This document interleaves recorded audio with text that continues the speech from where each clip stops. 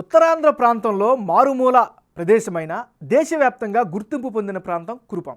Congress party senior నేత వైరిచర్ల కిషోర్ చంద్రదేవ్, శత్రుచర్ల విజయరామరాజు ఇక్కడి నుంచి ఎన్నికైన నేతలే. ఈ నియోజకవర్గం పేరుకే గిరిజన ప్రాబల్యం ఉన్న స్థానమైన మిగిలిన సామాజిక వర్గాలు కూడా అదే స్థాయిలో గెలుపు ఓటములను శాసిస్తాయి. ఈ నియోజకవర్గంలో శత్రుచర్ల కుటుంబం తొలి నుండి రాజకీయంగా ఆధిపత్యం కొనసాగిస్తోంది. శత్రుచర్ల 6 సార్లు ఎమ్మెల్యేగా గెలిచారు. ఈ నియోజకవర్గంలో 2009లో కాంగ్రెస్ అభ్యర్థిగా గెలిచిన జనార్దన తాట్రాస్ 2014 ఎన్నికల ముందు తెలుగుదేశం పార్టీలో చేరారు.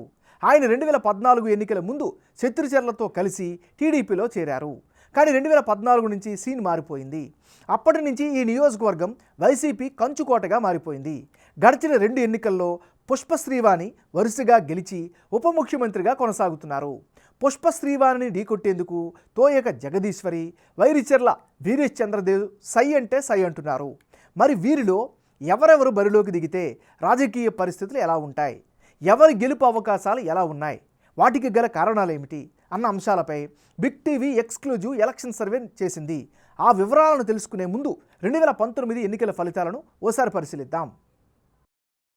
2019 ఎన్నికల్లో వైఎస్ఆర్ కాంగ్రెస్ పార్టీ తరపు నుంచి పాముల పుష్పశ్రీవాణి వర్సెస్ పియా తాట్రాస్ వీరిద్దరి మధ్య ప్రధానంగా పోటీ జరిగింది. ఆ ఎన్నికల్లో వైసీపీకి 52%, తెలుగుదేశం పార్టీకి 34%, సిపిఎం పార్టీకి 6%, ఇతరులకు 8% ఓట్లు వచ్చాయి. అంటే 2019 ఎన్నికల్లో వైసీపీ టీడీపీ మధ్య హోరాహోరు పోరు జరిగినా గెలుపు మాత్రం వైసీపీనే వరించింది. ఈ ఎన్నికల్లో వైసీపీ అభ్యర్థిగా రెండోసారి బరిలోకి దిగి రెండోసారి ఘన విజయం సాధించారు పుష్పశ్రీవాణి. ఆ ఎన్నికల్లో ఆమె ఏకంగా 52% ఓట్లు సాధించారు. ఇక టీడీపీ బరిలో దింపిన ప్రియా తాట్రాస్ 34% ఓట్లు మాత్రమే సాధించగలిగారు.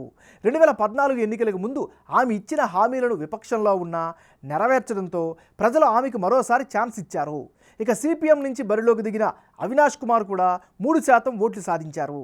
ఈ ఎన్నికల్లో వైసీపీ టీడీపీలు రెండు కూడా నియోజకవర్గంలో గట్టి పట్టున్న ఎస్టీ కొండదర సామాజిక వర్గానికి చెందిన నేతలకే టికెట్లు కేటాయించారు.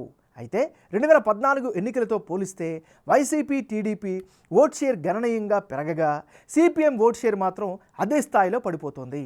అయితే ఇదంతా గతం. మరి ఈ ఎన్నికల్లో ఎవరి గెలుపోటములు ఎలా ఉంటాయి అన్నదానిపై బిగ్ టీవీ నిర్వహించిన ఎలక్షన్ సర్వే రిపోర్టును ఇప్పుడు చూద్దాం. ముందుగా వైసీపీ అభ్యర్థిగా బరిలోకి దిగనున్న పాముల పుష్పశ్రీవానికి కలిసి వచ్చే అంశాలేమిటి, ప్రతికూలించే విషయాలేమిటో చూద్దాం. ముందుగా అనుకూలమైనటువంటి అంశాలు.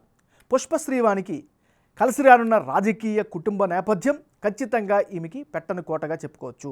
మరోవైపు నియోజకవర్గంలో మంచి పాజిటివ్ ఇమేజ్ని అయితే ఈమె సంపాదించుకోగలిగారు. ఇది కూడా ఒక అడ్వాంటేజ్.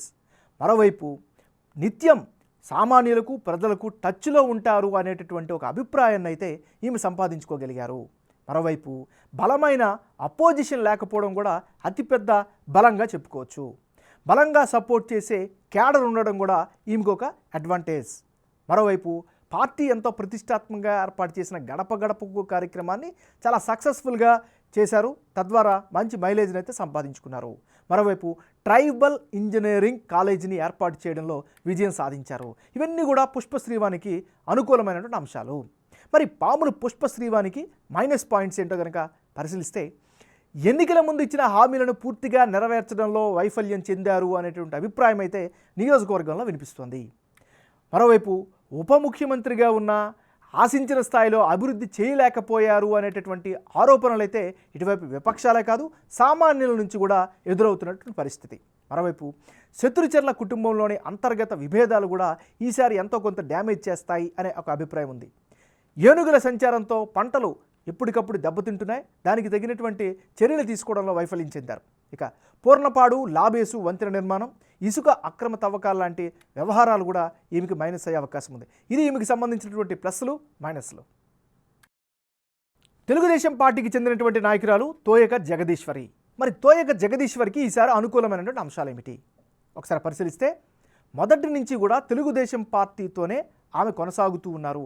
ఈ కన్సిస్టెన్సీ ఖచ్చితంగా రాజకీయంగా అడ్వాంటేజ్ అవకాశం ఉంది. మరోవైపు శత్రుచర్ల విజయరామరాజు బలమైనటువంటి మద్దతు ఈమెకి కనిపిస్తోంది.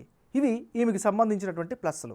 మరి తోయక జగదీశ్వరికి మైనస్ అంశాలు ఏమిటి పరిశీలిస్తే, ప్రజల్లో ప్రత్యర్థులతో పోల్చుకుంటే అంత బలమైనటువంటి గుర్తింపు అయితే కనిపించడం లేదు.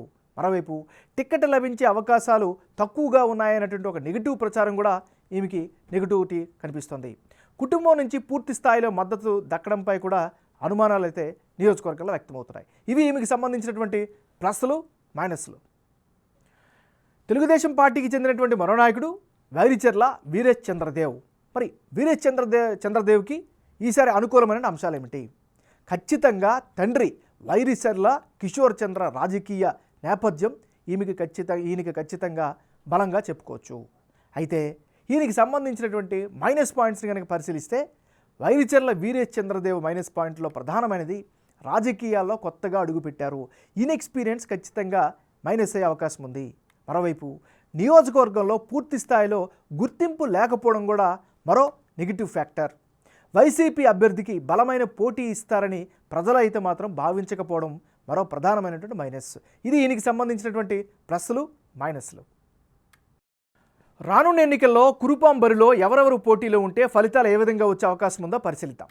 ముందుగా పాముల పుష్పశ్రీవాణి వర్సెస్ తోయక జగదీశ్వరి. వీరిద్దరి మధ్య కనుక పోటీ జరిగితే ఇప్పటికిప్పుడు వైసీపీకి 54%, తెలుగుదేశం పార్టీకి 39%, ఇతరులకు 7% ఓట్లు దక్కే ఛాన్సెస్ కనిపిస్తున్నాయి.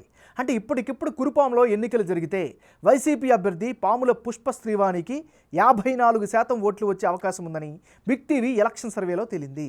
ఇక టీడీపీ అభ్యర్థిగా తోయక జగదీశ్వరి పోటీ చేస్తే కేవలం 39% ఓట్లు మాత్రమే వచ్చే అవకాశాలున్నాయి. ఇక ఇతరులకు 7% ఓట్లు వచ్చే ఛాన్సెస్ కనిపిస్తున్నాయి. మొత్తంగా చూస్తే పుష్పశ్రీవాణికి చాలా అంశాలు అనుకూలంగా కనిపిస్తున్నాయి. బలమైన కుటుంబ నేపథ్యంతో పాటు డిప్యూటీ ముఖ్యమంత్రిగా ఉండడం, నియోజకవర్గంలో పలు అభివృద్ధి కార్యక్రమాలు చేపట్టడం, టీడీపీలో ఉన్న మామ శత్రుచర్ల విజయరామరాజు ఇండైరెక్ట్ సపోర్ట్ కూడా ఆమెకు కలిసి వచ్చే అంశమని చెప్పాలి. దీనికి తోడు టీడీపీ అభ్యర్థి అంత బలంగా లేకపోవడం కూడా వైసీపీకి మరింత అడ్వాంటేజ్. నిజానికి ఈ నియోజకవర్గంలో వైసీపీకి మద్దతు ఇచ్చే వారి సంఖ్య ఎక్కువగా ఉందని బిగ్ టీవీ సర్వేలో తెలుస్తోంది. ప్రభుత్వం అమలు చేస్తున్న సంక్షేమ పథకాలు, వాలంటీర్ వ్యవస్థ కూడా ఈ నియోజకవర్గంలో చక్కని ఫలితాలను ఇస్తోంది. మారుమూల ప్రాంతాలతో పాటు అటవీ ప్రాంతంలో ఉన్న గ్రామాలకు కూడా వాలంటీర్లు వెళ్ళి సేవలు అందించడంపై ఇక్కడ చాలా పాజిటివ్ రెస్పాన్స్ కనిపిస్తోంది. అయితే తెలుగుదేశం పార్టీ కూడా ఇక్కడ ఓటు బ్యాంకు గట్టిగానే ఉందని చెప్పాలి. పుష్పశ్రీవాణి పనితీరు నచ్చని వారంతా టీడీపీకి ఓటు వేసేందుకు సిద్ధంగా ఉన్నారు. పూర్ణపాడు బ్రిడ్జి పూర్తి కాకపోవడంతో కొంతమంది ప్రజలు అసంతృప్తిలో కనిపిస్తున్నారు. నియోజకవర్గ ప్రజల్లో 2వ స్థానంలో ఉన్న కొప్పుల వెలమ సామాజిక వర్గ ముఖ్య నేతల్లో ఒకరైన దట్టి లక్ష్మణరావు టీడీపీకి మద్దతు తెలుపుతున్నారు. మొత్తంగా ఈ అంశాలన్నింటినీ పరిగణలోకి తీసుకుంటే కురుపాంలో వచ్చే ఎన్నికల్లో గెలిచేది వైసీపీ అని బిగ్ టీవీ ఎలక్షన్ సర్వేలో తేలింది.